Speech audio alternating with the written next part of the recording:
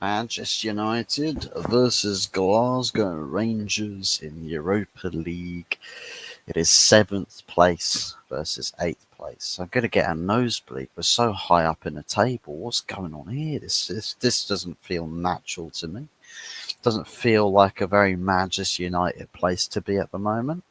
But yeah, in terms of the doom and gloom feel, we are not short on feelings about the shortcomings of the season and the abhorrent lack of transfer activity.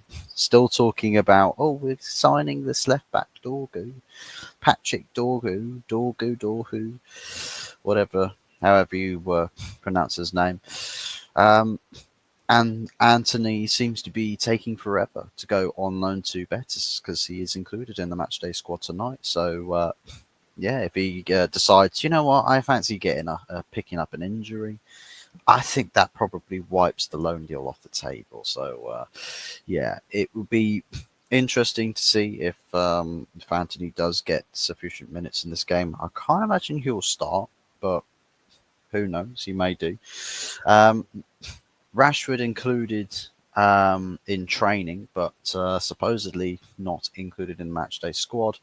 Of course, there's still talks about trying to find him a buyer slash loanee, and yeah, Barcelona obviously having difficulties with their own player availability and registration issues. How the hell would they even fathom getting Marcus Rashford? I don't even know why they'd want to go for him. Maybe it's to do with a lack of wanted winger present on the left hand side for Barcelona. They've only really got Rafinha and Yamal at the moment. They do have Ansu Fati, but he's not a player that they are overly writing home about, even though Ansu Fati is absolutely adamant in staying there. So Rashford, as far as I'm concerned, is sticking here. He's staying put. He is not going anywhere this month, and probably nowhere in the summer because I can't imagine the situation will change. I don't imagine we're going to suddenly find a buyer or somebody who really desperately wants Marcus Rashford. Um, if they do manage to get him out of the club this month, then I will be surprised. I will be surprised because I just don't feel like, I just think the transfer gears at this club, whether it's through intention or not, they're not turning these gears. They're not turning at all. They are frozen in place, and it does make you wonder. What does an Ineos Manchester United even look like at this point? What is it meant to look like? Is it just the Glazer ownership, but just a lot more surfaced problems, rather than it being hidden behind the curtains? Yeah, we've drawn back the curtains. Ineos have drawn back the curtains, and rather than fix the issue that's on stage here, they're just like, look, guys, here's the problems. Okay, fix the problems. No, no, no, no, you don't understand. Look, guys, here's the problem. See, it's just drama. Dramatize it. It's theatrics. Ineos are not here to fix our problems. They're here to dramatize the problems and almost put it under a microscope. Have a look. Look but don't touch. There's a new policy of Ineos. Manchester United, look but don't touch. So we're sort of in a position where there's a load of players we've got to get rid of and loads of players we need to bring in, but absolutely no movement at all. Um, it's an interesting feat with Dorhu that we're trying to sign a player that is exceedingly priced quite high, um, and we're signing him for approximately 40, while the intent was 40 million euros. However, that doesn't seem like that's going to be a feasible case because we're waiting for players to leave first before we push ahead with this, but players don't seem to be leaving.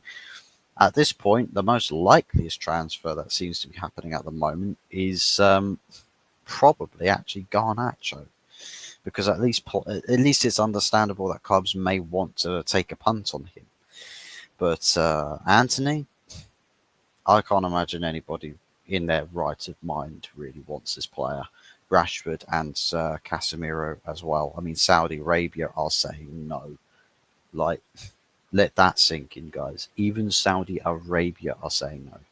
MLS wage capped MLS supposedly are the only clubs, or have the only clubs, that are at all interested in Casemiro. However, I've not seen or heard any stories linked to any clubs in the MLS. So, as far as I'm concerned, there's no intrinsic um, links between Casemiro and the United States, and no links between Casemiro and Saudi Arabia. So, as far as I'm concerned, Casemiro is not going anywhere, even on the best day, not going anywhere. No one wants him. No one wants to buy him. So there you go. Who else? Realistically, who else is there? Who else is there that wants that? That is a sellable asset that clubs really want, that Manchester United really want to get rid of. Like, who else is there? Just an absolute madness situation that we've got right now. And just compiling on the misery after the Brighton game, because that was just humiliation personified.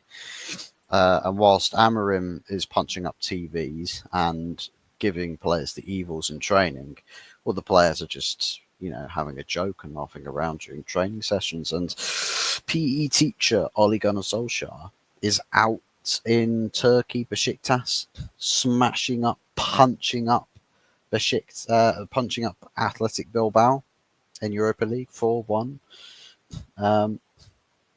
Yeah, there you go. Just culminating the depression settings. I mean, if Ollie goes out there and works wonders with Besiktas, that's credit to him. It's a bit like Kieran McKenna, part of an awful coaching team, goes on to Ipswich, gets his own project in, takes him from League One, mid-table mediocrity League One, to bloody Premier League, and just signed Julio Cesar Enciso. And I'm thinking, what? So you see, Ipswich are serious about moving in this window. I think Enciso would be a quality player for them. A bit of youthfulness in the team, a bit of potential there. There's all sorts that Kieran McKenna can work with in a player like Enciso. There's worked, various positions in Brighton. He can offer the same versatility for Ipswich when they need to, um, you know, shape the team or adapt on the fly. So it's a very strong signing for them. But in Man United's world, probably the club that needs the most transfers out of every club on the planet, and we couldn't buy ourselves a packet of quavers, and we couldn't sell a burger, a freshly cooked burger, to a street beggar. It feels like this is kind of what the mood is at the moment. That's the feelings. And Rangers tonight, there are no guarantees. I'll see people, hyping the game up, the occasion. So, oh yeah, it's Rangers. We'll get them. I'm drinking the national drink of Scotland, by the way. Yeah, drinking this as if it's going to magically make it so that Manchester United have the power of Scotland and start slapping up Rangers. Um, Although we know that's just not really going to be the case, but it does beg the question: where does the next win come from? Maybe we don't win, but maybe we don't lose tonight. Maybe it's a board draw. Maybe it's a 1-1. Maybe it's a Desmond 2-2. Maybe it's a 3-3. We've had all sorts of wacky stuff in the Europa League this season and in all other comps. But today there's no guarantees. There are no guarantees today. We don't know what United team's going to show up. We don't know what the hairdryer treatment from Ruben Amorim is going to have instilled in the players. Do we see energy?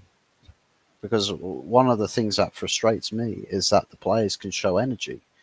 If you're not, like, even if you don't really give too much of a damn about sort of being sharply, like in terms of sharpness, how accurately you play your passes, how good your shooting is, um, the accuracy in your challenges. I just need to see some energy and desire on the football pitch, um, and just a bit of pride. But given that the team's filled with mercenary type players, it's hard to come by. It's very hard to come by. But I want to say that we'll go with a win tonight. I'll say like 2-1. I'll sort of keep.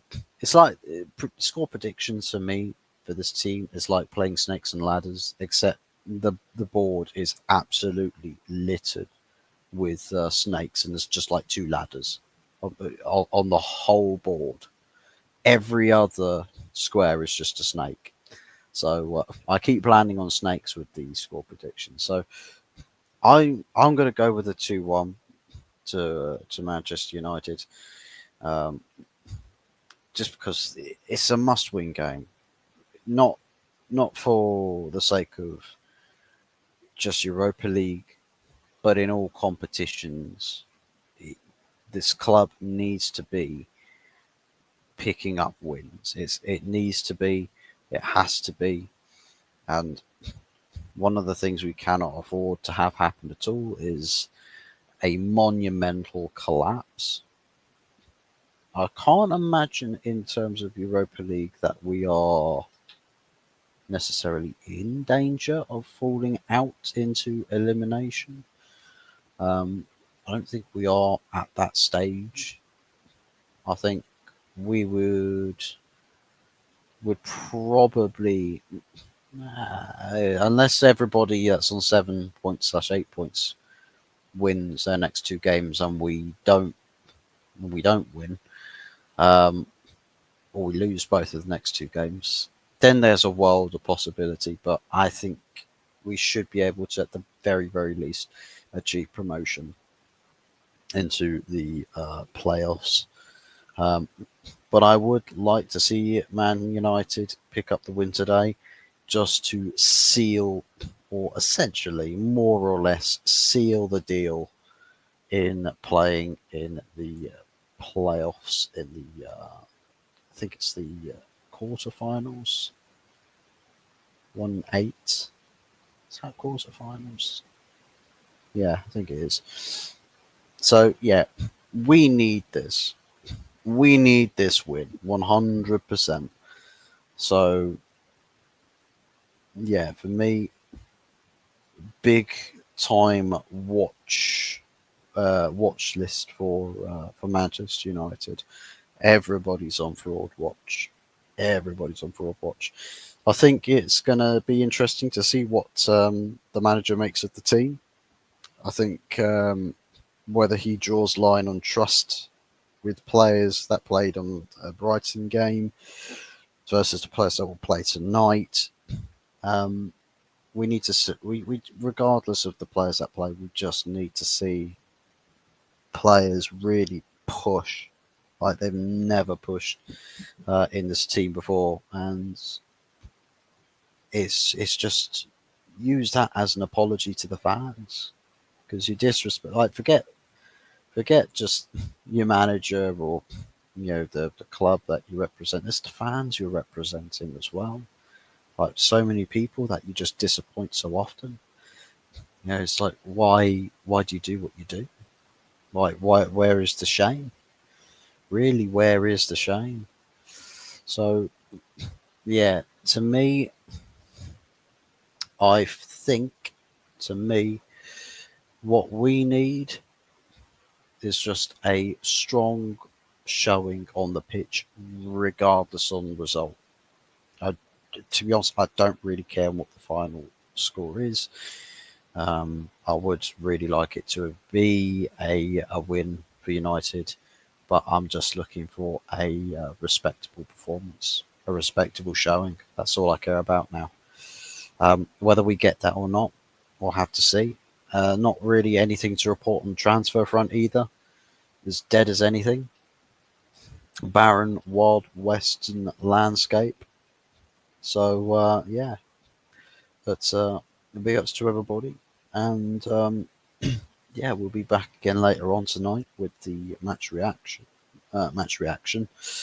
Um, Chris Wood has signed a new deal at Forest till June 2027.